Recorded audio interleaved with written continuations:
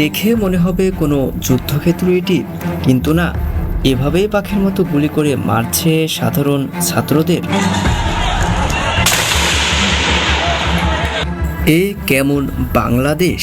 ৩০ লক্ষ শহীদের বিনিময়ে স্বাধীনতা অর্জন করে এই দিনটা দেখতে হবে ভাবেনি কেউ। শুধু তাই না, পুলিশ, ছাত্রলীগ, র্যাব এরা গুলি করে মেরেছে প্রায় ১,০০০ জনকে। কোনো কোনো সংবাদ তথ্যের ভিত্তিতে ছাত্র মৃত্যু হাজারও ছাড়িয়েছে। এ কেমন বাংলাদেশ, যেখানে সেনাবাহিনীর উচিত সাধারণ মানুষের পাশে দাঁড়ানো, তাদেরকে প্রোটেক্ট করা, সেখানে কিভাবে গুলি করছে তারা। তাই সবাই বলছে দেশকে আবার নতুনভাবে স্বাধীন করতে হবে।